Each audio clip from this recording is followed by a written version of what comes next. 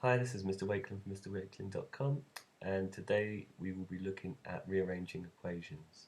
So, for example, if you have something like 5x plus 2 equals 3x plus 1, are you able to move these terms around, getting the letters on one side and the numbers on the other?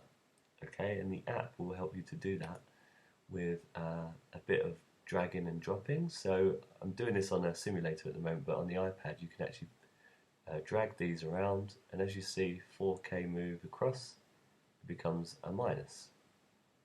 Okay, so I'll just put that in there, and the 9, get that over on the other side, it becomes a minus 9.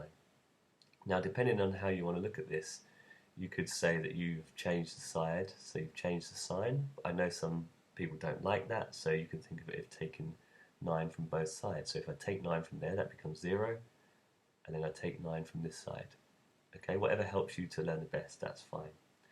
Now you've got your 7k minus 4k equals minus 9 plus 15. What do you do with those? Well, you need to combine these together now. So 7k minus 4k, put them together, and that becomes 3k. Minus 9 plus 15, put those together, that gives you 6. Okay, so 3k equals 6. Alright, so now what you can do is you can bump them together. 3k equals 6, so k equals 2. How did we do that? Well, if we switch back to this, 3k equals 6.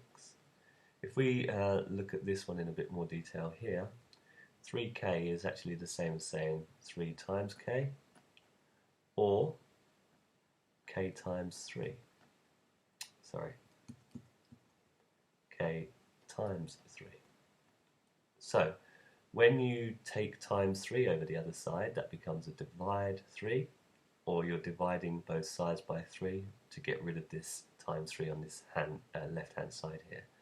So k will be equal to 6 divided by 3, which gives you your 2. Okay, so k equals 2. Try another one. 6e plus 6 equals 4e plus 24. Take that over the other side. It becomes a minus. You can combine them. Plus 6. Take it over the other side. Combine them to become 18. Then bump those two together. This is just giving you a feel for rearranging and what happens when you take it over the other side. So e, we've taken the 9 over the other side, and we're now left with nothing on this side. I can take these both over this side. 0 equals minus e plus 9. They're all the same sort of thing. Okay? Once you get to grips with that, and you've done a few of those, so I've done a few of those, yeah, 8z minus 3z, you can try some for real. And this looks a little bit daunting, but it's set to default to give you a bit of guidance so you can see where to put things, but as you get used to this, you can turn that setting off. So we've got 6n here, 6n, and what we need to do is to take this 3n over the other side, or take 3n from both sides to make that minus 3n.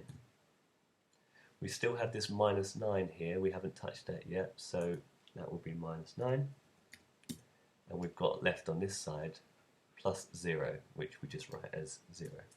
Check to see if that's right. The app tells you that's correct. So we can move on. We now combine these terms, 6n minus 3n is going to be equal to 0 plus the 9. Now where we get this plus 9 from is that the minus 9, we've had to add 9 to both sides to get rid of that. So we added a 9 to this side. Alright, 6n minus 3n is going to be 3n, and that's going to equal 0 plus 9. Okay, and then n will be equal to, going back to what we were saying earlier, that's 3 times n, or n times 3. So that times 3 that we want to actually get rid of, we divide by 3, divide that side by 3 to give you n equals 3. Okay?